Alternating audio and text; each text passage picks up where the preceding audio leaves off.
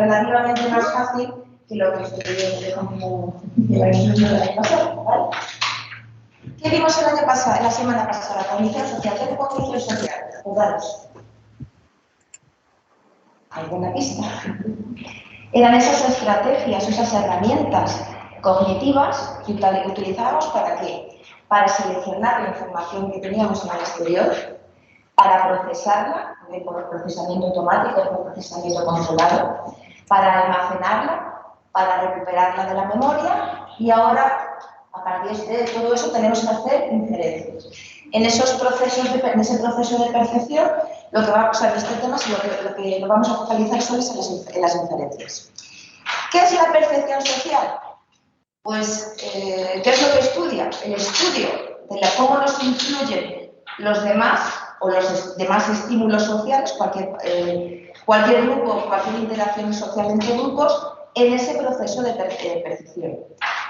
¿Qué procesos o qué herramientas cognitivas abarca? Pues cómo seleccionamos esa información, cómo la recibimos, cómo la seleccionamos, cómo la integramos con nuestras categorías y esquemas previos y cómo atribuimos o cómo hacemos inferencias a partir de toda esa información.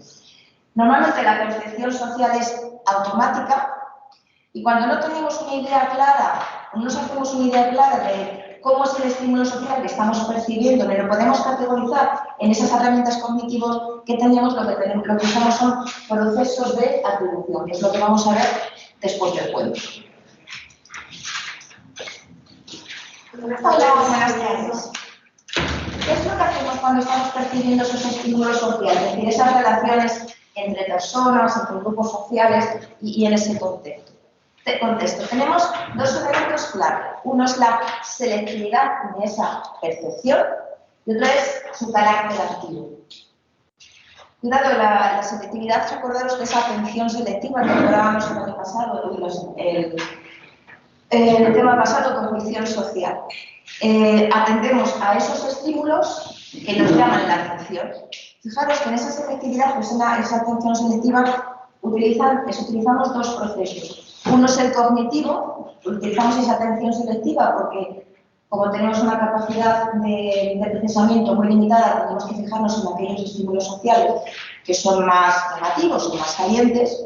Y luego es motivacional, ¿por qué? Porque cuando yo no tengo ni la motivación ni el tiempo suficiente para fijarme en un determinado estímulo social, lo que hago es hacer un procesamiento automático, por ejemplo, a través de heurísticos. Pero cuando tengo el tiempo, tengo las ganas, tengo la motivación de percibir esos estímulos sociales, lo que hago es un procesamiento elaborado. Es decir, me fijo en los estímulos, si coinciden en esas características de los estímulos, si coinciden con la categoría que tengo, si coincide con el esquema previo, si coincide con mis experiencias y a partir de ahí hago inferencia. ¿Qué es lo que pasa en ese proceso motivacional? Que no toda la información que nos viene del exterior tiene el mismo grado de importancia. ¿De qué va a depender? Pues en función de cada uno de nosotros, de los perceptores, y en función del contexto. ¿Por qué tiene un carácter activo? Porque cuando percibimos esos estímulos del exterior, esos grupos sociales, esas personas, lo que hacemos es elaborar a partir de esa percepción la información obtenida. ¿Y qué va a influir en esa información que nosotros hemos seleccionado? Pues nuestras estructuras mentales, la experiencia que ya he tenido antes, las emociones, la motivación que tenga yo para percibir, los valores morales que tenga cada uno de los perceptores. ¿Dudas?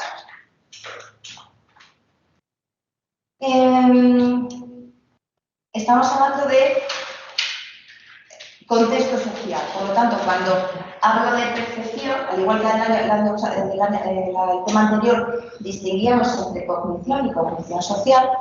Cuando hablo de percepción, va a ser percepción social. ¿Qué es lo que significa esto? Que la percepción no tiene un lugar en vacío, no voy a ver cosas abstractas y entes no sociales, ¿no? Sino que esa percepción va a estar dentro de un contexto binario, es decir, va a ocurrir siempre en interacción social. Es evidente que cuando estamos interaccionando con los demás, queremos que esas relaciones que tengamos con esos otros sean positivas. Para que esas relaciones sean positivas, tienen que cumplirse tres premisas. Tenemos que percibir las emociones y las intenciones de los otros, es decir, si yo percibo que alguno de nosotros tiene una intención, bueno, negativa o amenazante, mi respuesta puede ser distinta a si percibo si otro de vosotros su intención es no amenazante. Una vez que percibo cuáles son vuestras emociones o cuáles son vuestras intenciones hacia mí como perceptora, me formaré una percepción o bien del grupo o bien de cada uno de vosotros. Y en función de la impresión que tenga de vosotros, de cómo me la haya formado, voy a hacer una atribución de cómo sois vosotros, de vuestro comportamiento, de vuestras emociones, de vuestros sentimientos, etcétera, etcétera. Los 3 puntos lo que nos van a ayudar es a tener una formación, perdón, una impresión, una imagen de cómo sois vosotros. Espera, que voy a...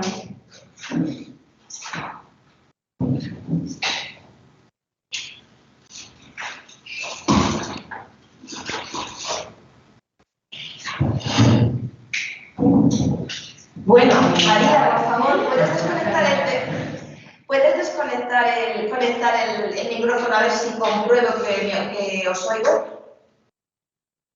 Carmen. Hola, me parece que estás hablando conmigo. Sí. Buenas tardes. Hola, buenas tardes. ¿Alguno lo puede comprobar? Hola, ¿se escucha, no? Sí. Pues ya está, sí, se Hola. escucha. Se escucha con eco. ¿Dónde estamos? Estamos en el tema 4. En percepción social. Como ya os dije, la semana pasada, en Academus, voy a dividir el tema en 2 sesiones. En esta sesión vamos a dar nada más que percepción y en la siguiente daremos atribución. ¿En la página 86 estamos? Por favor, me lo confirman. Sí. Vale. Hola, Leonardo.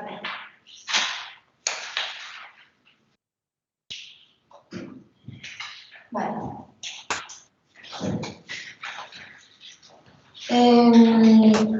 Eso es volvemos otra vez a la parte de cognición social. ¿Qué es lo que hacemos cuando percibimos un estímulo social? Da igual que sea persona, grupo, interacción entre personas y grupos, etc. Primero lo incluimos en una categoría. Y a partir de ese inclusión lo llevamos a nuestros sistemas.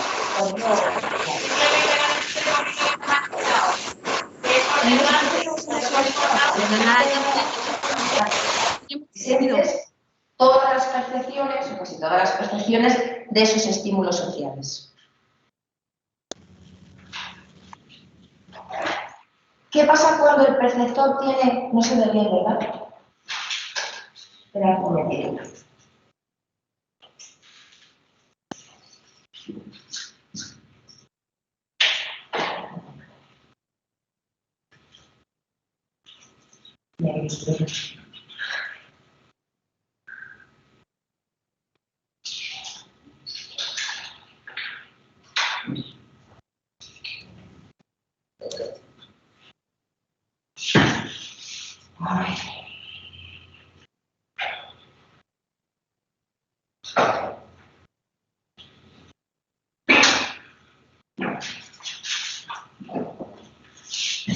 Me pasa algo, ¿verdad?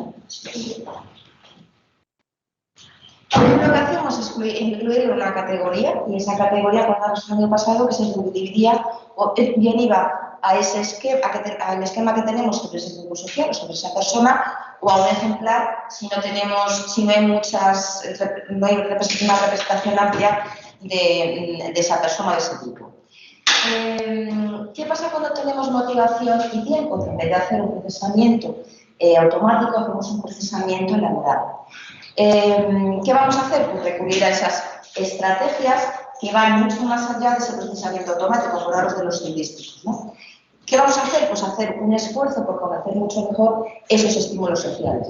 No solamente conocerlos, sino sobre todo lo que es importante para nosotros es cómo va a actuar ese estímulo social y qué intenciones va a tener. ¿Por qué? Porque me tengo que adelantar a esas intenciones. Tengo que dar una respuesta a esas intenciones.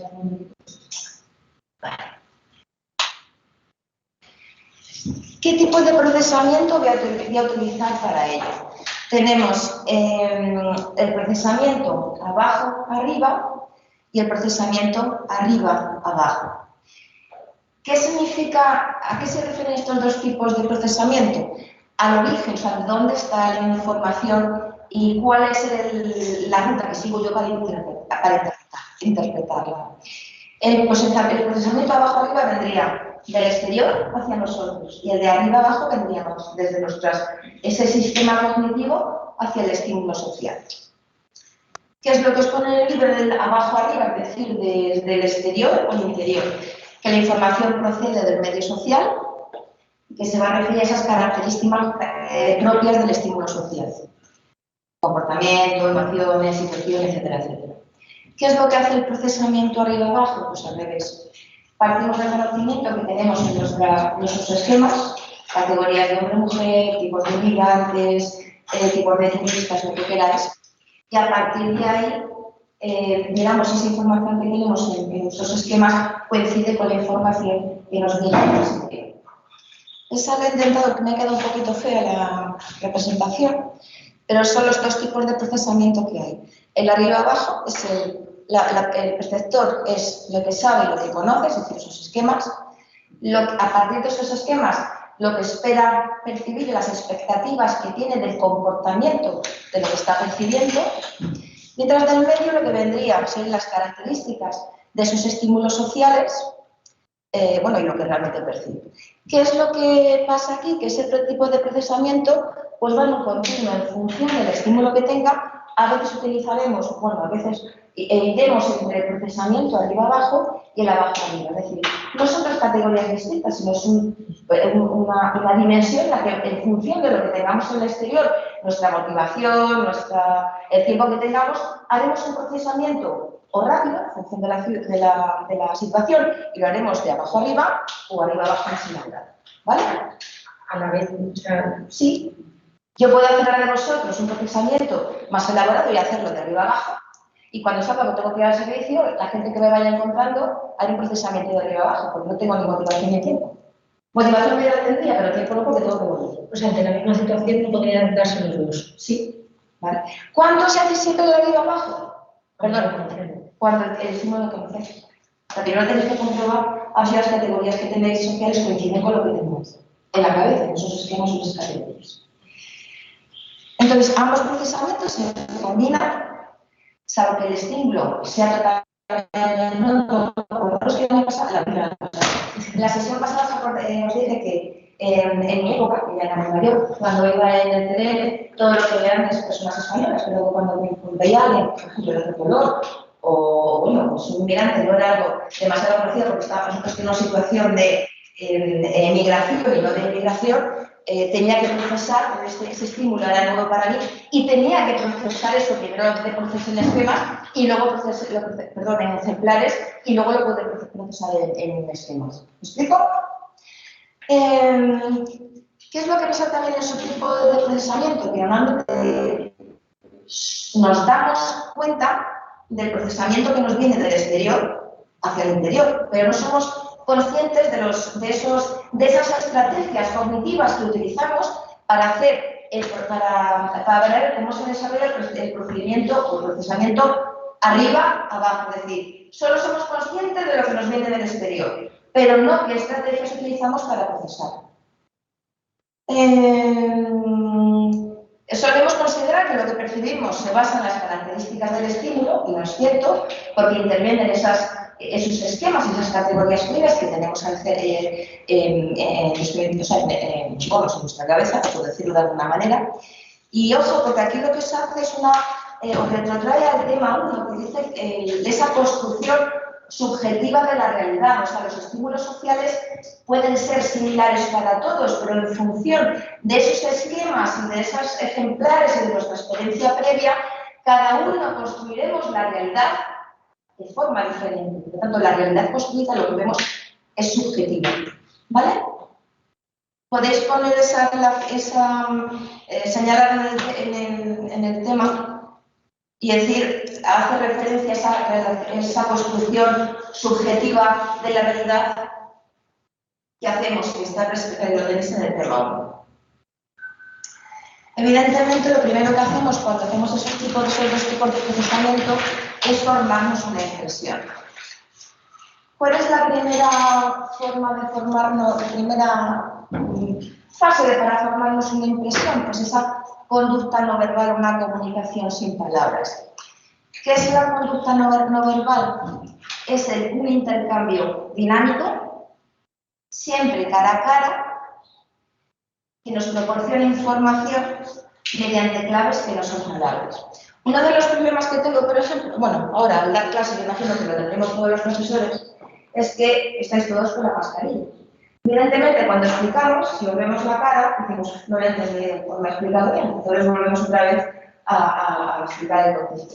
Ahora todos con la mascarilla, alguna vez les digo, por los ojos no puedo, pero tampoco me puedo fiar esa impresión, ¿vale? La comunicación no verbal, lo más importante de la comunicación no verbal es que a partir de ella infiero, adivino, esas emociones y esas intenciones de los otros. La inferencia que hago es rápida. ¿Por qué? Porque en función, cuanta más automaticidad y cuanta más rapidez haga esa inferencia, el comportamiento será más adaptativo. Desde el punto de vista evolutivo es anterior al lenguaje verbal y es relativamente automática. Cuidado, muchas veces podemos suponer que la conducta no verbal pues es espontánea, no es realmente intencionada y es incontrolable. Mentira. Muchas veces cuando yo sé que estoy siendo percibida, si manejo muy bien la impresión que quiero daros, puedo ocultar mi tristeza, puedo ocultar mi alegría o puedo incluso hasta engañar a la persona que me está percibiendo. Por lo tanto, eso de que sea espontánea o que sea incontrolable depende de la persona percibida. ¿Preguntas? ¿Nada? Aquí vuelvo a retomar, ahí lo tenía que haberlo puesto. Por lo tanto, lo que es cierto es no es espontánea, no es deliberada, es susceptible de regulación. Es decir, que la persona percibida, lo que acabo de decir, puede manejar a través de la impresión que quiere dar a los demás esa conducta no verbal. Tiene un carácter interactivo, ¿por qué? Porque de alguna manera a través de esa conducta no verbal nos comunicamos, es perceptor y percibido. Y luego el que expresemos esa conducta no verbal o la inhibamos va a depender también de factores culturales. Si os dais cuenta, cuando una persona se muere, en función de la cultura, se tienen diferentes tradiciones. Por ejemplo, los colectivistas no expresan el dolor. Y si os acordáis, creo recordar que se visten de blanco, no se visten de negro. Mientras que los individualistas, estoy pensando en culturas japonesas y culturas asiáticas, mientras que en las culturas individualistas esa expresión de emociones en situaciones pues estresantes no tiene ningún factor cultural, ¿vale? O sea, se puede expresar fácilmente.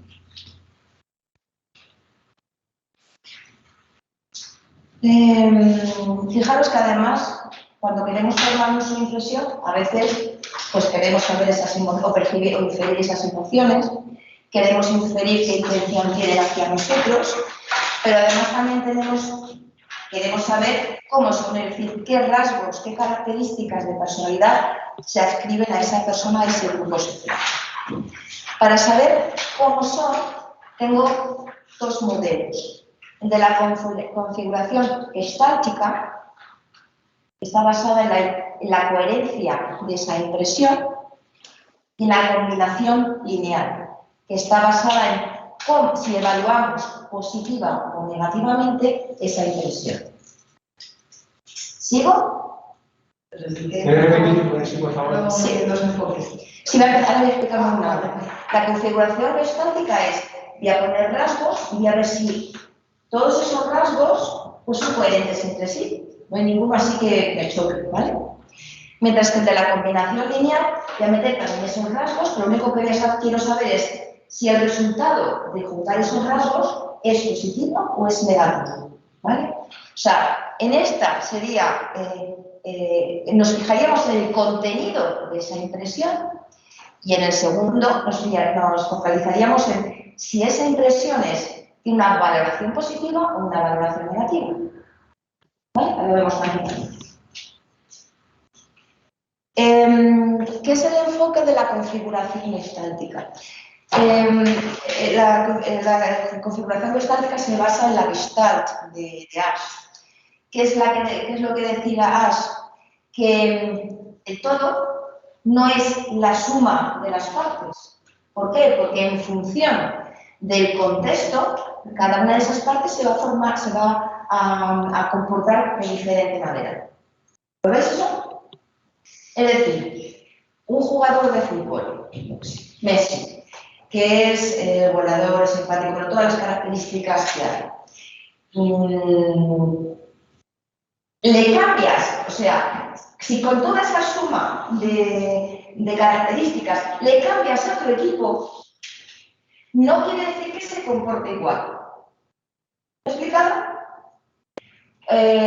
¿Por qué? Porque tiene que contar cómo son sus características, más las características de los jugadores con el que juega ahora, más que ahora está en otro país. Por lo tanto, sus características no es la suma y con eso va a dar un resultado, sino que tendrá que tener unir las características de todo más el contexto. ¿Me he explicado? ¿Qué es lo que me pasa? ¿O me he saltado? Sí. Sí, exacto. Repito, o sea, ahora repetir. ¿Qué se basa este enfoque? Está centrado en la coherencia, en la congruencia de la impresión, es decir, si todas las características que atribuyo a un estímulo social son congruentes. Por ejemplo, si dice el ejemplo que os pongo aquí, que hay una persona nueva que van a seleccionar para un puesto de trabajo y que va a ir a vuestro equipo, si hay alguien del equipo que conoce a esa persona, vais a preguntar. El arcomismo individualista, que es lo que dice, bueno, que es lo que explica en el manual, esa configuración de esa impresión va a ser a partir de los rasgos que le digan de esa persona. Si es sincero, si es trabajador, si es amable, si es cooperador o no, ¿vale? Y en función de cómo le digan que es esa persona, nosotros vamos a inferir si es una persona que se va a unir a nuestro equipo y va a ser un añadido, va a ser eficaz, o va a ser alguien que se va a unir a su equipo y lo va a expulsar. ¿Explicado? Bueno, Asch quitáis el A porque no son dos principios. ¿Qué es lo que hacía Asch? Pues dividía el estudio en dos momentos, en dos fases. En la primera, a todos los participantes les daba la descripción de una persona. Y en esa descripción daba una lista de adjetivos que caracterizaban a esa persona. Después de ver esa lista de adjetivos, le decía, bueno, haceros una impresión o pensad en cómo puede ser esa persona. Pasa. Después le facilitaba otra lista de adjetivos que no tenían nada que ver con la primera. ¿Y qué es lo que le decía? Bueno, a partir de ahora, decidme qué otros rasgos de los que se acabo de mencionar ahora los incluiría, podéis decir, que se podrían incluir a la primera impresión que tenéis de esa persona. ¿Vale? No, te lo traigo para acá. Después de hacer todo, bueno, de hacer muchos estudios y muchos análisis, ¿a qué conclusión llego? Que nosotros tenemos, o las personas, cuando nos tomamos la impresión de una persona, tenemos unos rasgos centrales que la definen. Son más importantes que otros.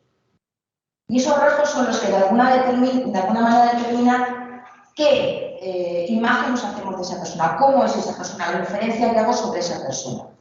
Y los restantes rasgos que digo, bueno, simplemente son periféricos. Ahora, cuidado de que un rasgo sea central, un rasgo sea periférico, depende del contexto. El rasgo, por ejemplo, de asertivo, pues a lo mejor está muy bien en un contexto de trabajo y de liderazgo. Pero el rasgo de asertivo no es nada importante o puede convertirse, o puede tener menos peso o puede ser negativo si estamos en el contexto de amigos. El rasgo de chistoso puede estar muy bien en un contexto de amigos, y depende. Pero el rasgo de chistoso en política, o por ejemplo en el liderazgo, la persona que pongo bueno, el chistoso tendrá un valor relativo. ¿Vale?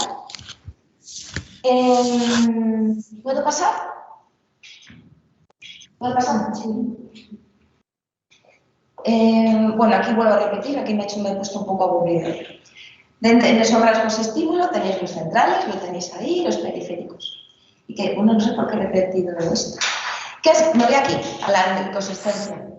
¿Qué es lo que pasa cuando estoy formando esa impresión? Tengo esos rasgos centrales, tengo esos rasgos periféricos, pero hay alguna inconsistencia entre esos rasgos. ¿Qué es lo que dice? Cuidado, porque va a ser totalmente diferente del modelo de combinación lineal. Que si hay algún rasgo que es incompatible, que es incongruente con la formación que me he hecho de esa persona, lo que hago es cambiar de idea. Por ejemplo, si digo que una persona es inteligente y es afectuoso, esa inteligencia lo que está dando a esa persona es el valor de sensata. Pero si le pongo inteligente a frío, esa inteligencia, junto con ese adjetivo negativo, bueno, frío, estaremos hablando de una persona calculadora. ¿Vale? ¿Sigo? Pues estoy muriendo mucho cuando estoy diciendo nada. No. Perdón, con respecto a lo anterior, el de afectuoso inteligente, afectuoso frío serían centrales, ¿no? Pueden ser los dos centrales. Vale. Lo que pasa es que a partir, cuando digo afectuoso inteligente, cuando digo frío e inteligente, afectuoso e inteligente, los dos centrales. Bueno, para mí, cuando no hago la información era inteligente y es afectuoso, pues una persona serena, trabajadora, lo que quieras. Pero si me encuentro inteligente con frío, puede ser que frío sea incongruente. Entonces, igual, puede ser inteligente pero es una persona calculadora. Pero independientemente pueden ser centrales y periféricos. Claro, sí, sí. Pero en este caso, inteligente sería periférico, ¿no? Bueno, puede ser periférico, pero puede ser al revés. Puedo poner aquí inteligente y luego frío. Puedo ser inteligente de central y frío de periférico. Pero cuando viene un periférico o viene un central, me da igual, que es incongruente con la imagen que tengo yo ya, lo que hago es cambiar. Si ya no es esa persona sensata, esa persona justa, lo que hago es una persona calculadora, manipuladora. ¿Vale? Es que yo entiendo como que el central, bueno, estoy confundiendo. No. El central es el que hace que cambie la dirección a sensato calculador. Por eso. No, aquí el central sería inteligente y el afectuoso frío sería el periférico. Pero me da igual, puedes tener dos rasgos centrales, los dos. Afectuoso, te dicen primero inteligente. Te dicen afectuoso y luego te ponen inteligente. Los dos son centrales. Dice, pues una persona sensata, buen líder, lo que quieras. Pero si te dicen primero el central frío y luego te dicen inteligente, eso es incongruente con esa primera impresión. Y podría que es una persona calculadora. A ver, ¿qué más? ¿Cómo lo clasifico? ¿Cómo lo pongo? Es que yo lo pongo centrado del periférico. No, eso, el central periférico es, según vosotros, depende de cada persona. Y el contexto. Y de los rasgos, por ejemplo, esos dos, el afectuoso e inteligente en función del contexto, sería, por ejemplo, en el contexto. Claro, no es la clasificación, porque, por ejemplo, para mí una persona frío e inteligente puede ser muy buen líder, y para ti una persona frío e inteligente puede ser muy mal líder. Una persona afectuosa e inteligente, pues para mí puede estar muy bien en el contexto, no sé, pues en el contexto de los amigos, pero para ti no puede ser tanto. Es decir, no es que sea inteligente de esta manera, sino que para mí ese rasgo unido a otro puede ser incongruente, entonces lo que hago es cambiar de significado, que no es un calculador, para mí. ¿Veis? Entonces, el que cambia el significado es el perceptor. Y sería el central. Porque depende del contexto. Depende del contexto. Mira, espérate, vamos a hacer así. Cogeros a la página de... Me voy a adelantar. Cogeros a la página 90. Esta Vale, sí. Es la configuración estática. Luego pasamos a ver esta que es la combinación lineal. Y os dan 3 rasgos. Inteligente. Cuidado que los rasgos lo que hacen es ir en una dimensión que va desde el polo negativo al polo positivo. Que están evaluados desde -3 a +3, pasando por el 3. Sí, no se oye. ¿Qué pasa? Hay una chica que dice que no la admites, no sé qué. Pero es que dice que no lo admito porque es que no ha entrado con el este de la red. Entra con Gmail, Hotmail, Yahoo. Entonces, claro, porque además pone claro que tiene que entrar con el nivel de la red. Con el padre, lo digo.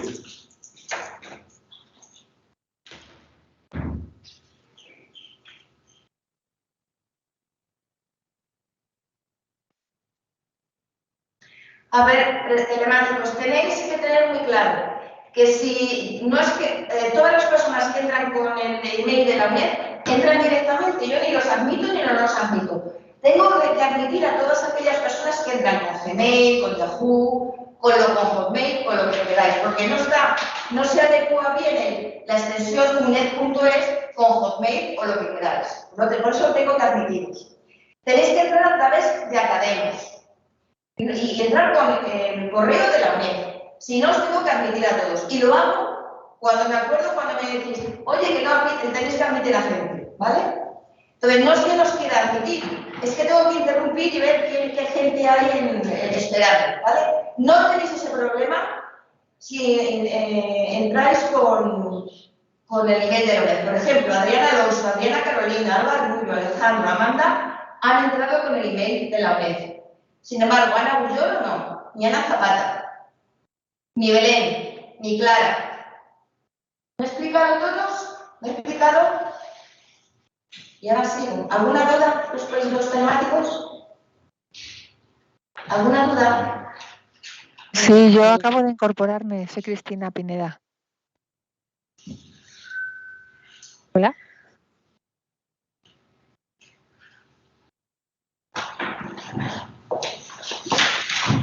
¿Qué es lo que hago en la impresión inicial? Pues una persona que es inteligente, sincero y aburrido. Pues 3 más 2, 5 menos 1, 4. ¿Vale? Yo le pongo el chistoso. Pues le tendría 5. Generoso, 6. ¿Qué pasa si estos... ¡Ay, Dios! Rasgos son incongruentes con esa impresión inicial que me he hecho? Bueno, pues cambia la impresión nada más. ¿Vale? ¿Lo veis todos? Vamos otra vez hacia atrás.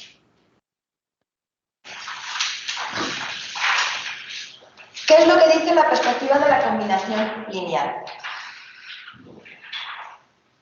No admite el cambio del contenido en esa primera impresión, ¿vale? ¿Qué es lo que pasa con ese valor de los rasgos? Que se suman o se promedian. Y el resultado de esa suma o promedio es la evaluación positiva o negativa que tengo yo de esa persona o de ese estímulo social.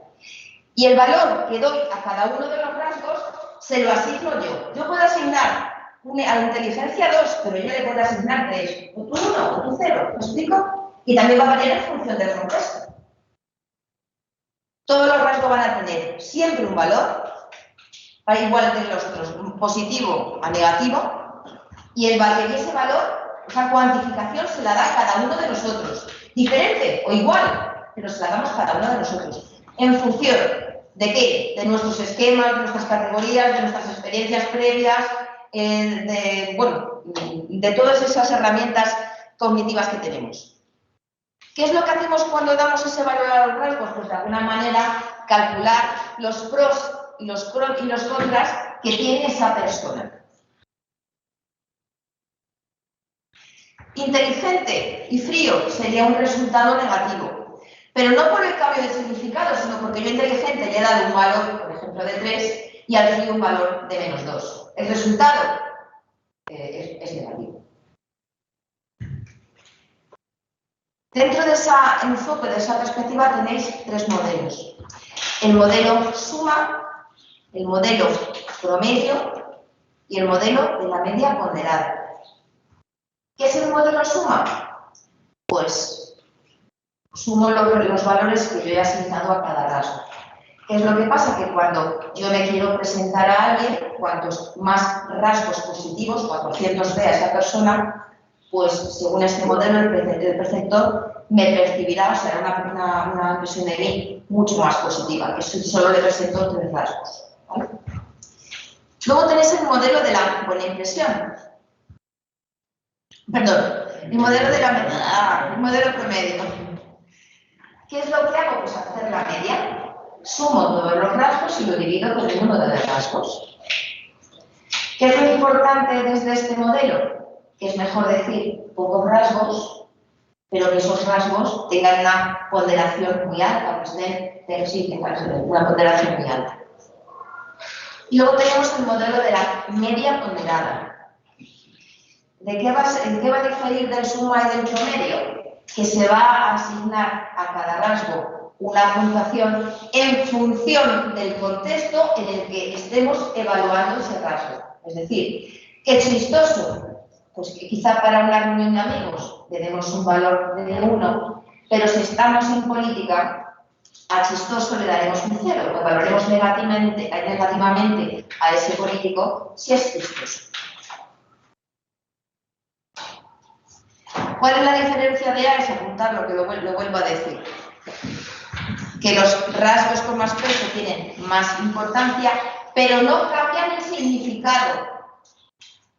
Si un rasgo es incongruente con esa impresión que me he hecho antes. Vamos a ver. ¿Seguís todos en la página 90? Este ya lo hemos visto, que sería el modelo gestáltico. ¿Qué hacemos con el número, con los rasgos? Pues simplemente sumaría 2 más 3 es 1, 4. Le añado el de chistoso, 2 más 3 menos 1 más 1, 5.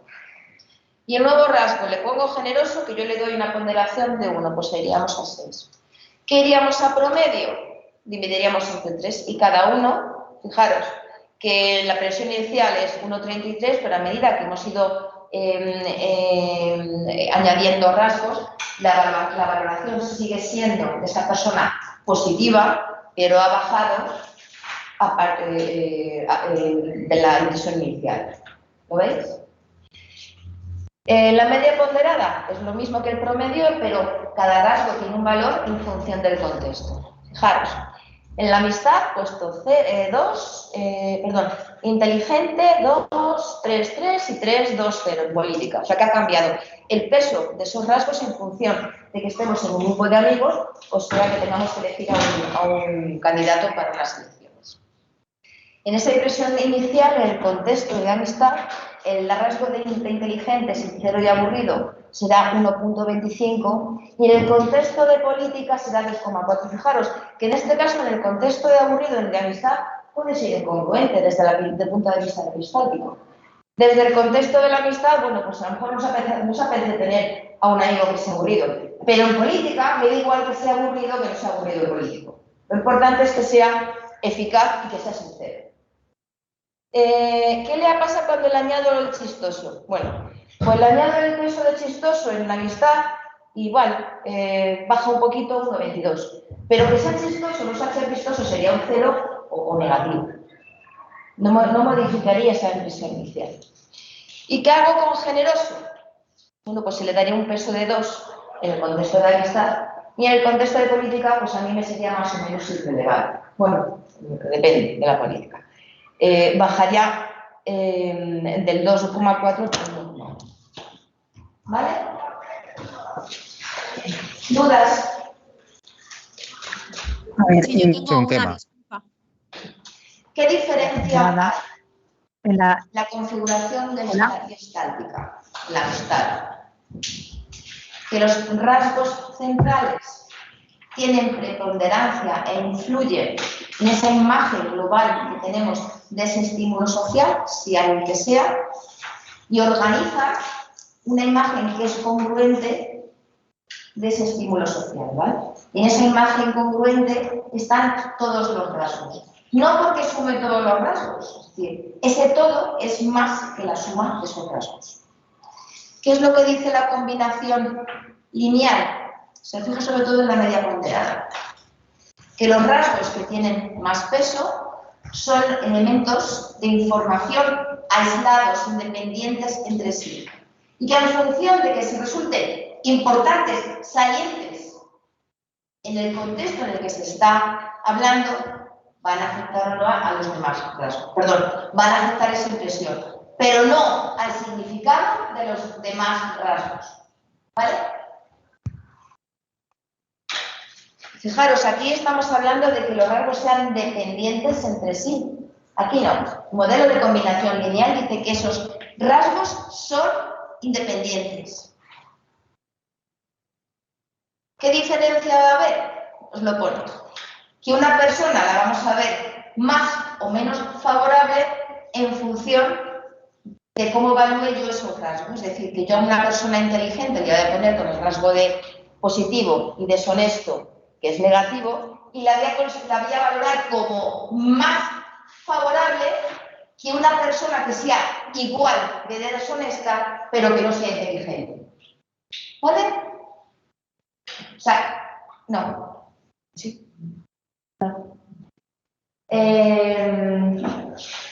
¿A quién vas a valorar más? O sea, ¿a quién vas a valorar? Son independientes. Una persona es inteligente y deshonesta. Perdona, inteligente tiene un peso, tonto tiene un peso para ti, deshonesto tiene un peso y deshonesto también va a tener un peso. Y eso se une.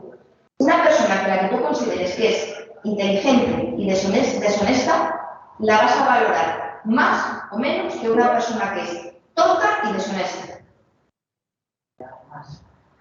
Deshonesta que tonta y O sea, que la puedes valorar negativamente porque es deshonesta, pero vas a dar más importancia a la inteligencia que a lo deshonesto. Bueno, depende del contexto. Al final depende del contexto. Es que al final no se puede decir que son centrales o no. Claro, es que depende de una cosa para medir en otra. O sea, lo que digo es que lo que tienes que ver, aquí os tenéis que separar un poco. Es por un ejemplo, pero para ti puede tener un valor que no tiene nada que ver ni con lo que puso Elena, ni con la gráfica, ni lo que yo pienso. ¿Vale? Depende del contexto. Depende de lo que significa para ti inteligente, depende de lo que significa para ti deshonesto y depende del contexto. ¿Todos? ¿Puede pasar? Bueno, seguimos con las combinaciones. Perdón, ¿dudas en telemáticas? Sí, yo tengo una. ¿Qué es lo que hace Fiske y Neuber? Que yo creo que los hemos visto ya desde el primer tema, están saliendo Fiske, los motivos sociales, las motivaciones básicas y todo.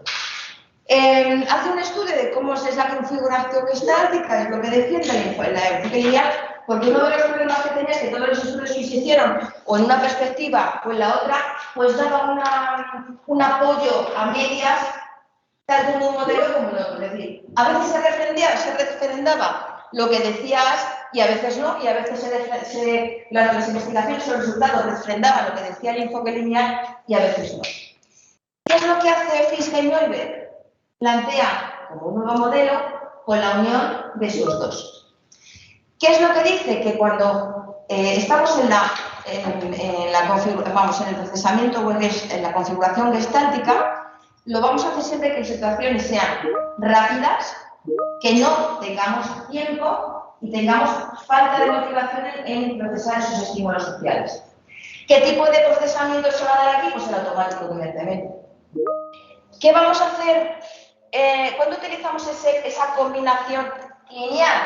Cuando tengamos tiempo para integrar toda la información que es deshonesto, que es inteligente, el contexto, los grupos que están a su lado, etcétera, etcétera. Cuando tenga motivación para unir todos esos, tenga motivación para procesar, seleccionar esos elementos y procesarlos. Cuidado, cuando lo que estoy procesando sea el estímulo social que sea una persona, un grupo, una interacción, no encaje con ningún esquema, categoría, ejemplar que tenga en mi cabeza y no lo pueda meter en ese saco, tengo que procesarlo de una forma más deliberada. Y entonces, a partir de esas tres premisas, voy a hacer un procesamiento elaborado. O sea, un procesamiento arriba, abajo. Y esto sería un procesamiento abajo arriba. Bueno, o iría en, ¿vale? ¿Qué diferencia va a haber entre esta y esta? Pues que la combinación lineal, Fiske lo que va a decir es que tiene dos factores, dos variables que van a diferenciarla de la configuración gestáltica, que van a intervenir factores cognitivos, igual que aquí, esquemas, categorías, pero además van a intervenir factores motivacionales, es decir, tengo que tener la suficiente motivación para fijarme en cada uno de los estímulos sociales, ver sus características, procesarlos y hacer inferencias sobre ellos. ¿Sigo?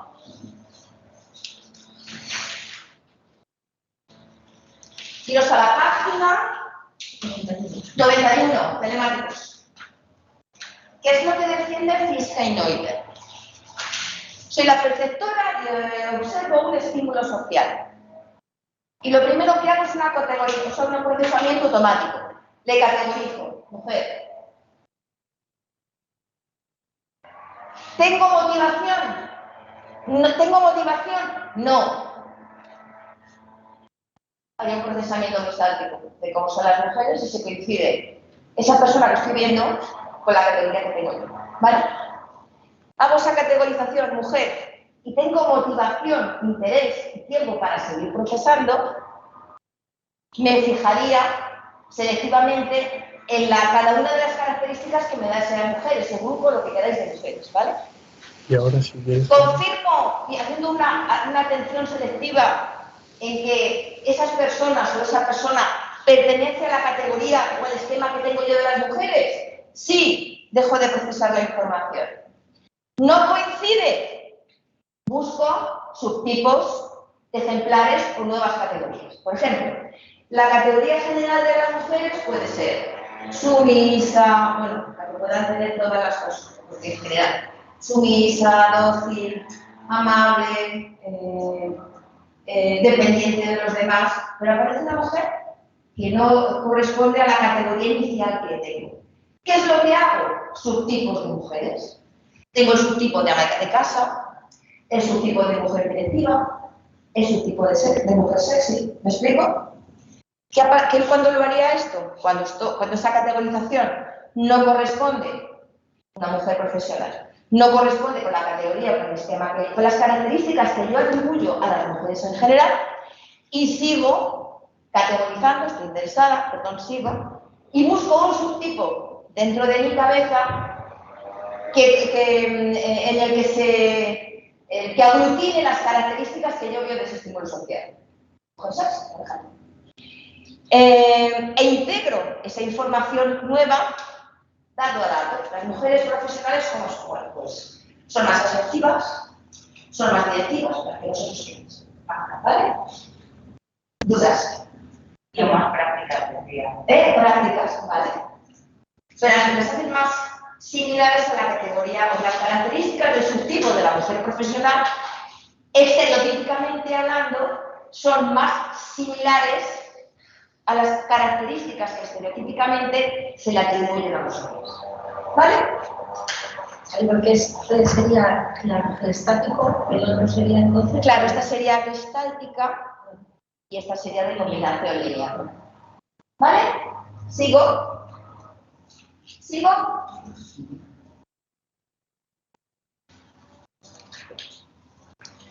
Es evidente que cuando estoy percibiendo a cada uno de vosotros, hay factores que influyen en que la percepción que tengo sea de una o de otra manera.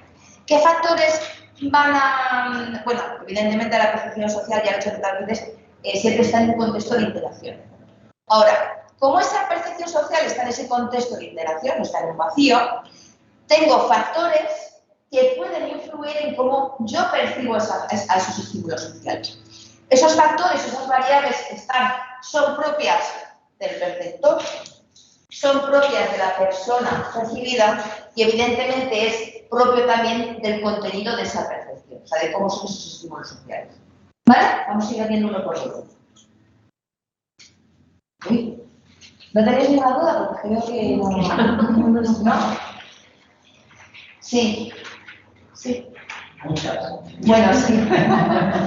Es denso. Yo os dije que el primer semestre era muy denso. Sí. Si aprobáis el primer semestre os sacáis un 5, el segundo semestre os sacáis bordado.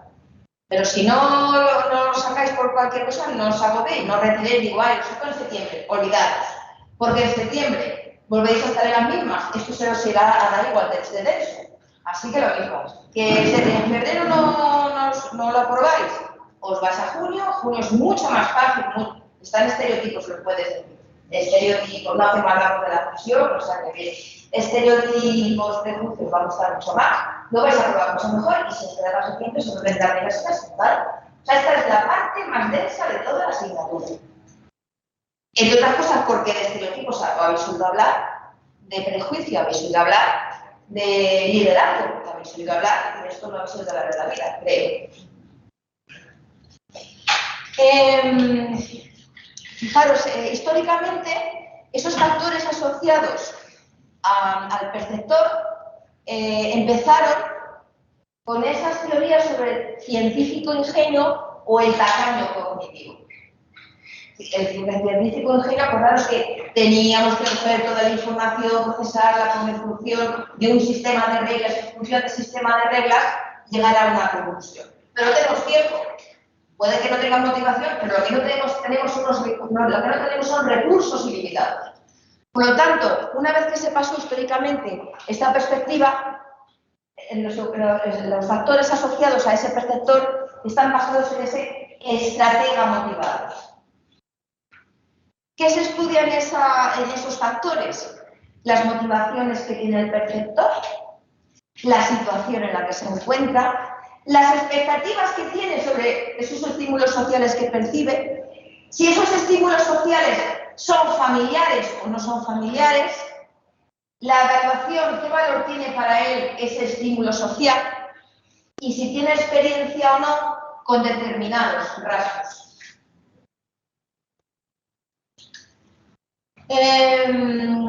Cuando el perceptor tiene motivación y tiempo, ya lo veremos más detenidamente en atribución, ¿vale?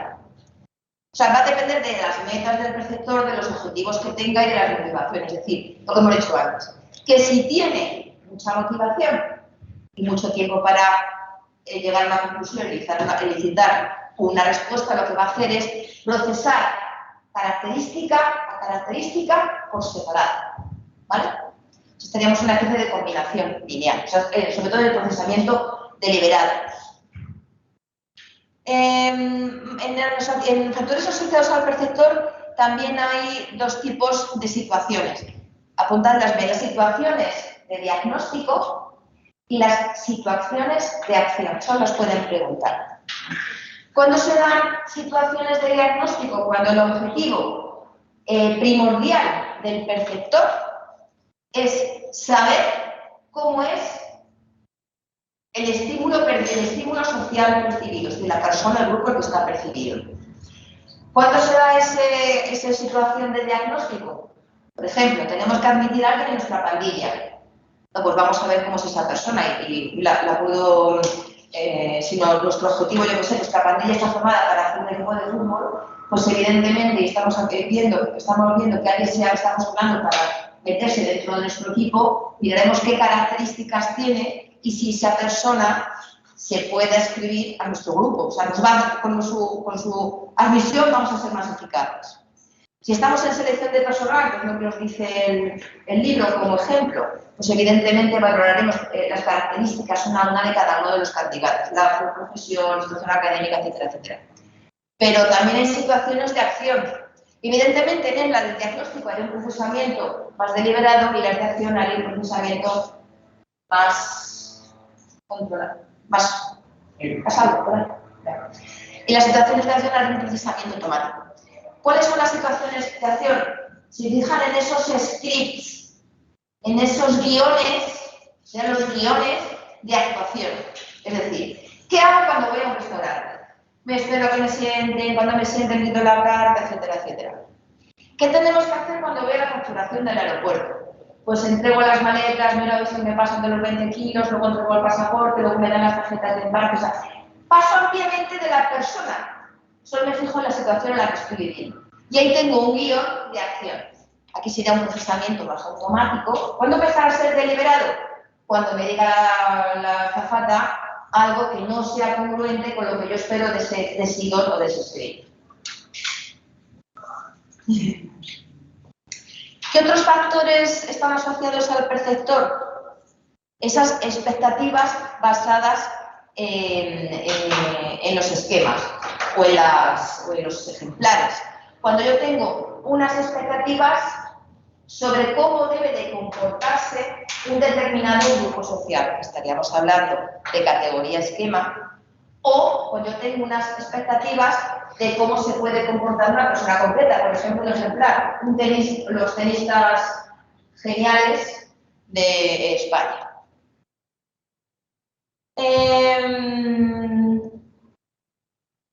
En esas expectativas basadas en esquemas aparece el término de descategorización, que es uno de los términos que más le gustan a mi querido estudiante de criminología, ¿verdad? La odiamos. Sí. ¿Qué es la descategorización? ¿Os acordáis cuando yo os dije, creo que os lo dije a vosotros? Sí, os lo he dicho, porque como si me ejemplo, que mi hija estaba en la del Atlético, ¿vale?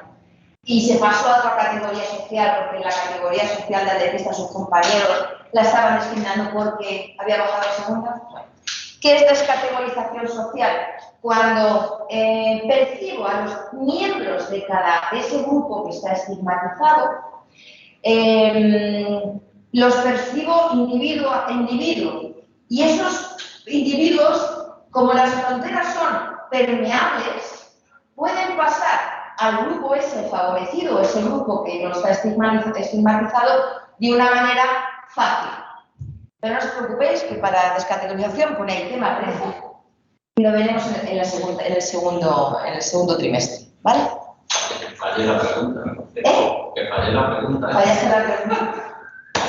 Sí, es la parte más complicada del tema 13, ¿vale? Pero no os preocupéis porque vosotros tenéis media página y vosotros tenéis un tema entero sobre descategorización y categorización. O sea que, tranquilo, no pasa nada, es fácil. Segundo. Bueno, la siguiente, la familiaridad, que es la que dejáis, cuanto más familiar sea, más motivación tendré o no para procesarlo. El siguiente que tenéis, el factor asociado al perceptor, es el valor del estímulo. Aquí se pueden dar dos efectos, o la acentuación perceptiva o el efecto halo. La acentuación perceptiva es cuando exagero las características de dicho estímulo, de dicha interacción.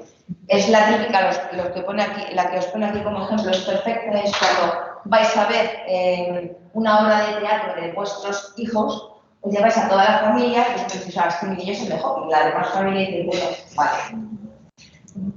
El efecto halo es cuando generalizo una característica positiva y añado más características positivas a esa persona simplemente porque hay una característica positiva de ella. Por ejemplo, decirme a alguien hermoso y estoy un poco... Nadal sale el libro todo. Vale, Nadal. Si digo, por ejemplo, que Nadal pasa ampliamente de sus características profesionales. Digo que Nadal es una persona atractiva. Y a partir de ahí digo, bueno, Nadal es atractivo, es generoso, es simpático, es amable. No sé. Voy añadiendo características positivas a esa persona. Cuidado, porque el efecto halo también se da al revés. Si yo digo que una persona es antipática, pensad en la que queráis, la persona que queráis, y tiene ya la característica negativa de antipática, también da el efecto halo con las características negativas.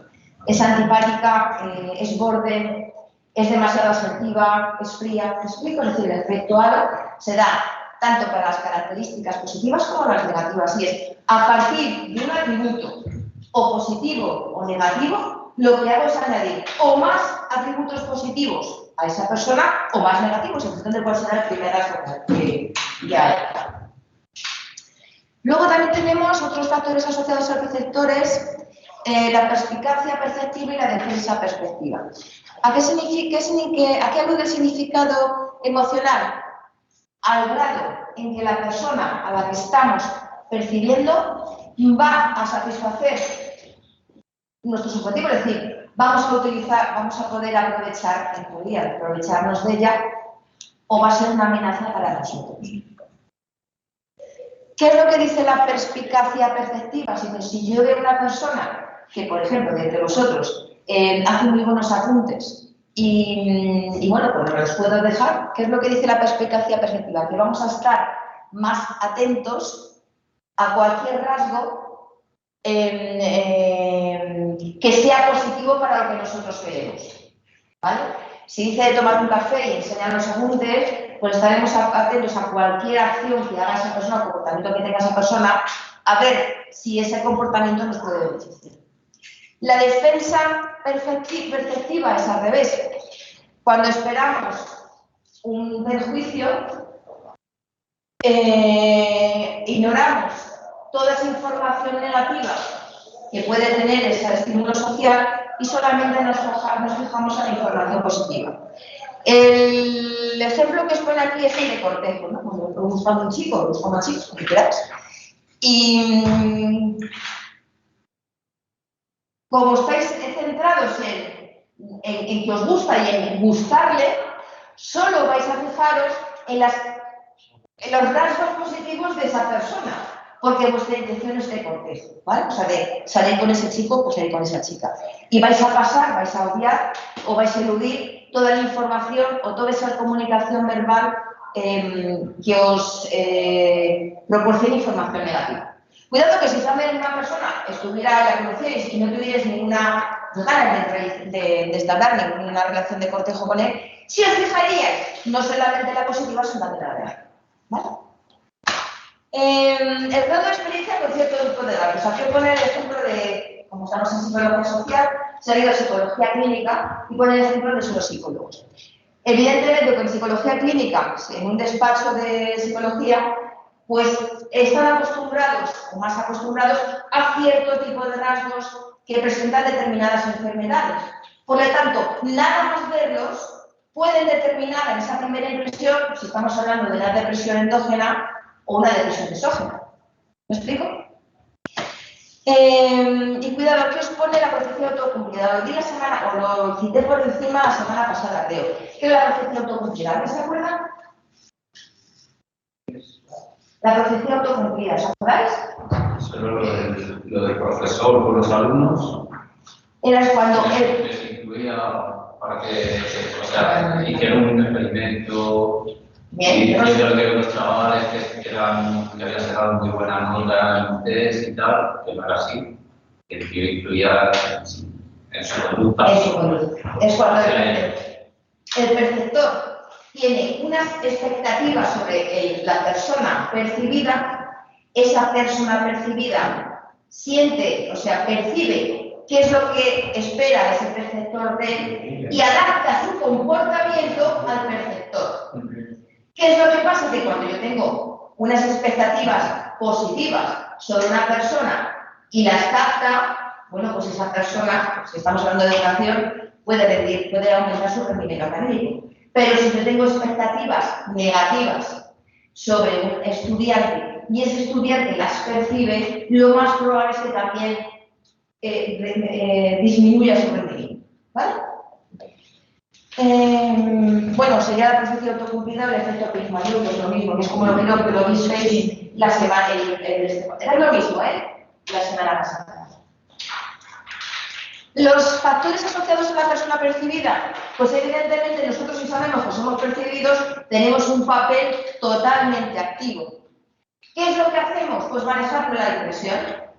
¿Cómo lo hacemos? Nos presentan a un grupo de personas desconocidas y en ese momento, pues, de alguna manera, solamente mostramos a ese grupo de desconocidos aquellos rasgos que dan nuestros, que dan una mejor impresión nuestra. Ya nos conocerán, pero la primera impresión es causar una buena impresión. Cuidado, yo puedo intentarlo, pero los perceptores se pueden dar cuenta y puedo no lograr causar esa buena impresión. ¿Qué estrategias puedo utilizar la persona, o sea, yo, la persona percibida, para causar una buena impresión? ¿Puedo congraciarme con el receptor? ¿Cómo lo hago? Pues ensalzándole. Hombre, es que genial, has hecho unos apuntes estupendos. ¿Puedo intimidarle? Más vale que me des los apuntes. Bueno, ahora en el contexto universitario está fuera de contexto, pero bueno, en el contexto a lo mejor de educación primaria o secundaria sí que podría ser. Puede ser un contexto de amenaza o de coacción al perceptor. Puedo movilizar esos sentimientos de culpa. No tengo tiempo, mis padres están separándose, por favor, ¿me puedes dejar los apuntes? Aquí pasa también el perceptor puede también una autoatribución de los logros. ¿Cuándo pasa esto? Cuando ya ha sucedido el hecho. Lo pone como ejemplo siempre en fútbol, ¿no? O el típico ejemplo que le gané el otro día a mi amiga, os digo el del fútbol y ahora os digo a mi amiga que me acaba de sacar. Ha ganado mi equipo y entonces digo, hemos ganado. Pierde mi equipo y digo, han perdido. Aquí lo pone como brillar con la gloria ajena o también se suele decir subirse al carro ganador. Un ejemplo de mi amiga, para que lo veáis, el otro día me manda un WhatsApp y me dice, Javi me ha aprobado. Contestación automática. Vaya jeta que tienes. Digo, si hubiera suspendido, hubiera dicho, Javi ha suspendido y ha aprobado. Javi me ha aprobado. ¿Veis la diferencia de si es un éxito, me apunto al carro ganador, y si es un fracaso, como se lo estoy atribuyendo, ya voy diciendo cosas del próximo tema, de la próxima sesión, se le atribuyo a causas internas, es culpa suya, Javi suspendido. Me mataría a mi amiga María si me la pongo como ejemplo. Alegar incapacidad. Sé que le suspender el examen y me cubro salud. Digo, uff, no tengo tiempo, estoy durmiendo fatal, tengo un montón de problemas familiares en casa. O sea, de alguna manera estoy echando la culpa a la situación sobre ese fracaso que yo preveo. Cuidado, esto también se llama un efecto de self-handicapping. Lo ponéis en inglés, los que sepan más inglés, que lo pongan en el acento o en la pronunciación. Cuidado. A ver.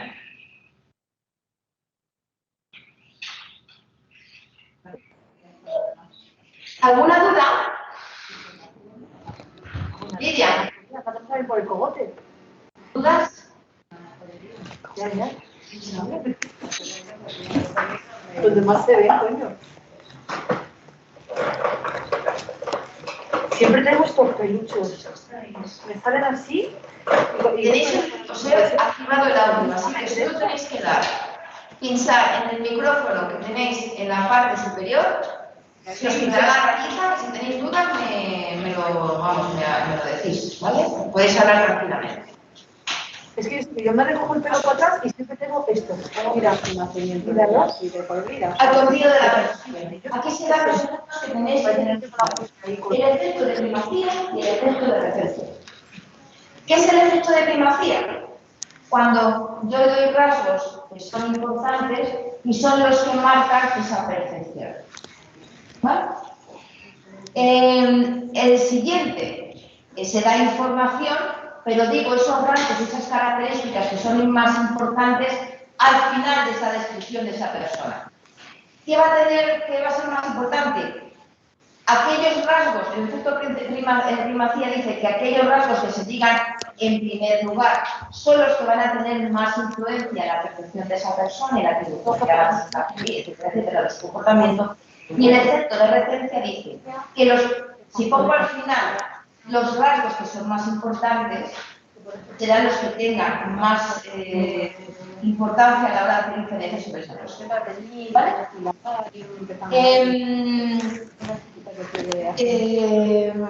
¿Por qué dice que es el factor tiempo? Porque tiene que haber muy poco tiempo entre toda la presentación de los factores, es decir, de todas las características.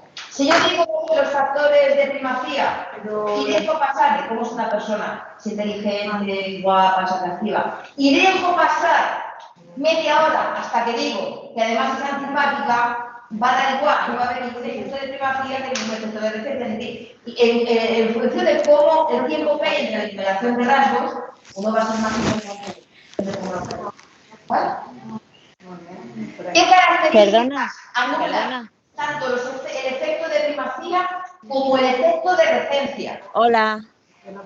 Nieves, por favor, quita el micro, por favor. Que están atribuidas a esa persona sean claras, sean concretas, sean relevantes para la persona o para la situación. O sea, que cuanto más claro, más concreto, más relevante son esas características para esa persona, para ese perceptor, menos se utilizará el efecto de recencia y el efecto de primacía, o el efecto de primacía. ¿Vale? O sea que esas tres, claridad, concreción y relevancia de los rasgos, van a anular o eliminar el efecto de primacía y el efecto de referencia. ¿Qué también va a tener, qué también es importante en su contenido de la percepción? Que era el último. Esperad. Eso va. ¿Mejor? A decirme lo que es que yo me estoy aquí. El tono evaluativo de esos elementos informativos. Es decir, si las características de ese estímulo social son positivas o negativas. Cuidado, es evidente que son más negativos esas características negativas que las positivas. ¿Por qué? Esto es importante. Porque una característica es más difícil de desconfirmar. Si digo que es una persona antipática, pues se nos queda más fijo que si digo que es inteligente o simpática. Y además es más amenazante para el receptor. ¿Qué es lo que dicen los resultados de la información? Cuidado con estos resultados, que a veces los resultados de las investigaciones te los dicen, te dan 4 o 5 y son preguntas de examen, ¿vale? Cuando se combinan rasgos positivos y rasgos negativos, es evidente que los rasgos negativos tienen mayor impacto sobre esa percepción de ese estímulo social que los rasgos positivos. Otra pregunta, os pueden poner esto todo en pregunta de examen, ¿eh? Que para causar una buena impresión a una persona, lo que mejor podemos hacer es decir, poner o sin mencionar todos los rasgos positivos que nosotros creamos que queramos manejar, y cuando tengamos que citar los rasgos negativos, atribuírselos a la situación o a causas externas. No he aprobado no porque yo no sea un perezoso y no me haya sentado a estudiar. No he aprobado pues porque, no sé, porque he tenido un problema en casa, ¿vale? O cualquier otra cosa que queráis. Cuando digo que he tenido un problema en casa, no lo estoy achacando a problema interno mío, sino a causas externas. ¿Qué es lo que han demostrado también? Que la información que no es redundante, o sea, que no la estoy repitiendo cada 3×2, tiene mayor impacto que la redundante. Y que los rasgos ambiguos tienen menos impacto, acordaros que eso es muy fácil de recordar, con lo que he puesto aquí, con la claridad, concreción y relevancia. Los rasgos ambiguos tienen menos impacto que los rasgos que son precisos y claros. ¿Por qué? Porque las características que son claras y que son precisas, son más visibles, las veo, las puedo confirmar mejor y además son más concretas que los rasgos que son ambiguos o las características que son ambiguas. Y para finalizar, ¿en qué nos fijamos cuando interactuamos con otras personas? En las culturas individualistas, pues nosotros, sobre todo nos focalizamos en 3 aspectos cuando queremos hacer diferencias. En la apariencia física de esa persona, la vamos a categorizar en función de 3 dimensiones básicas para nosotros, que es la edad, el género y el grupo étnico. En función de la presencia física, ver si es un hombre, una mujer mayor o una mujer inmigrante. en la conducta verbal y no verbal que tiene ese estímulo social o esa persona que estoy percibiendo. ¿Por qué? Porque en función de esa conducta no verbal, voy a saber, voy a percibir cuáles son las emociones que tiene esa persona y sobre todo voy a saber si tiene intenciones positivas o negativas para mí que lo estoy percibiendo. Y la última son los rasgos de personalidad. Dice que la cultura occidental son considerados buenos predictores de la conducta futura. No sé si sabéis ese refrán, ese dicho, así lo vamos a decir bien. El mejor predictor de la conducta pasada, de la conducta futura, es la conducta pasada. Es decir, cómo te hayas comportado y cómo seas en el pasado es el mejor predictor de cómo te vas a comportar. De cuanto mejor sepa yo cómo es la persona que estoy percibiendo y cómo se ha comportado en el pasado, tenga más familiaridad con esas características, esos comportamientos, en mejor medida podré pronosticar cómo se va a comportar esa persona o cualquier otra persona o grupo social que tenga las mismas características y que haya tenido los mismos comportamientos, esos comportamientos que ya he almacenado bien por él. ¿Me he explicado? Y bueno, dudas, porque aquí estamos con... No voy a empezar hoy, evidentemente. ¿Dudas? ¿Dudas? ¿Ninguna? Los rasgos de los que caminan el efecto de primacía y de ejercicio, era el de mayor claridad, concreción, relevancia. Pienso porque me gusta aquí capacidad. Capacidad, no. Se ha quitado. Más cosas. Los procesos de percepción son más complicados que los de percepción. Más que complicados, tienen más modelos teóricos que tenéis que aprenderos y diferenciar uno de otro, ¿vale? El tema siguiente, ¿no? No, es el mismo tema, pero la segunda parte, ¿vale? Procesos de atribución. Si os fijáis, ocupa, me parece, 3 páginas más, pero es más complicado. Entonces, por favor, si podéis leerlo, simplemente leerlo, os lo agradezco.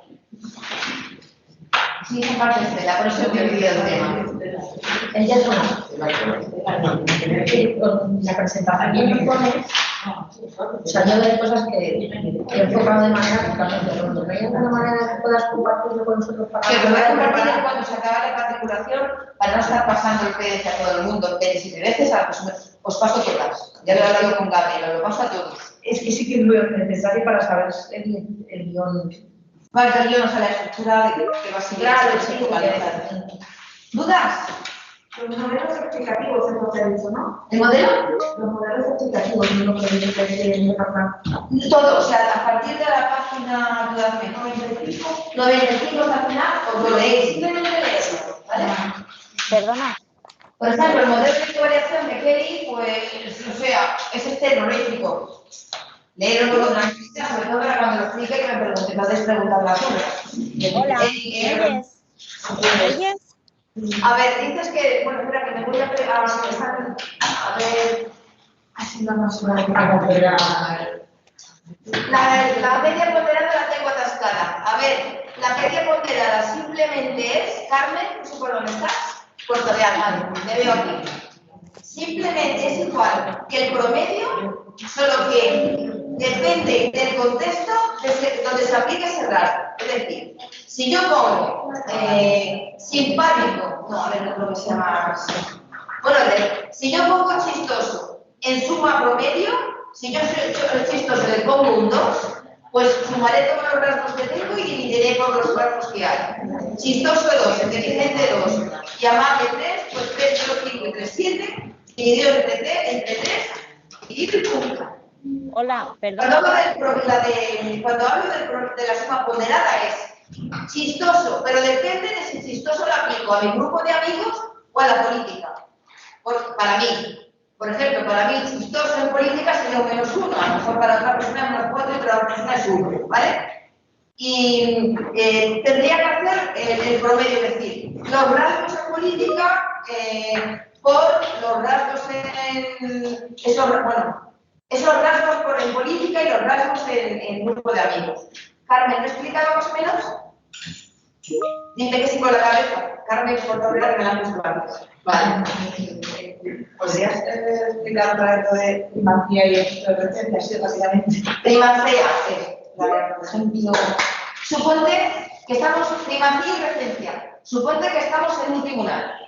Exámenes. Y hay 5 miembros del tribunal y ya hemos llegado a la parte oral. Y tengo 3 candidatos. El candidato 1 hace una presentación de muerte. El candidato de 2, normal.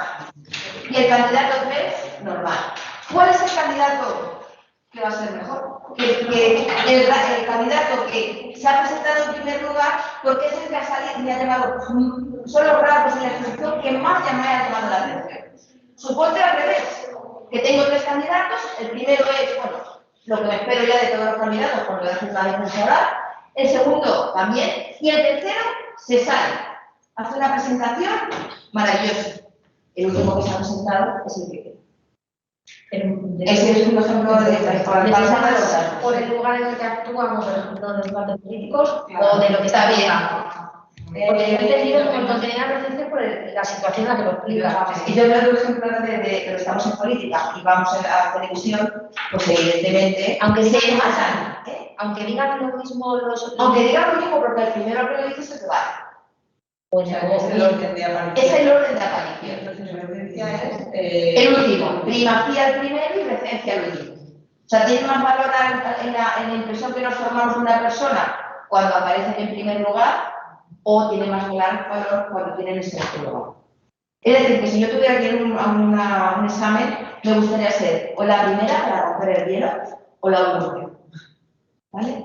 Porque en la mitad está el tribunal al final se mueve entre lo que dice el primero y lo que dice el último. ¿Y de qué depende elegir primacía o referencia? No depende O sea, de nada. De que los rasgos en ese contexto dado son más importantes en primer lugar cuando lo dicen en primer lugar.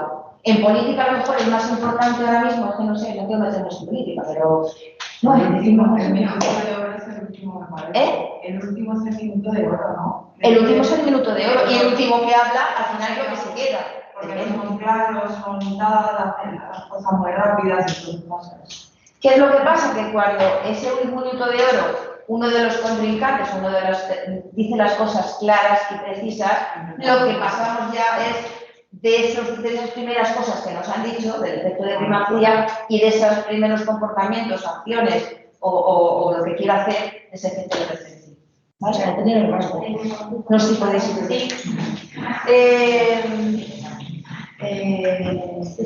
Que no me hagáis en el ordenador, que si no lo tenemos. Tenéis toda la razón del mundo, se me ha olvidado trasladar el micrófono, perdón. Por eso no voy a recordármelo cuando el micrófono. La media se da en análisis de datos. Bueno, y que si cogéis un Excel también, pero si se análisis de datos. A ver. El próximo día prometo que me lo manejo del ordenador. Pobre y murió ignorada por de no sé qué es. Vale. Gracias, Cristina, gracias, Gemma. A ver. Sí, la manera de mejorar la acústica es que yo me acuerde de pasar el micrófono aquí. El próximo día decídmelo, por favor, y vosotros recordadme que haya sido culpa mía. Y la media ponderada creo que ya. Es cierto, a ver. Dijo que cuando termine la matriculación, sí. No hemos recibido los apuntes por correo, no. Y ya está. Que tengáis un buen puente. Un próximo día, atención.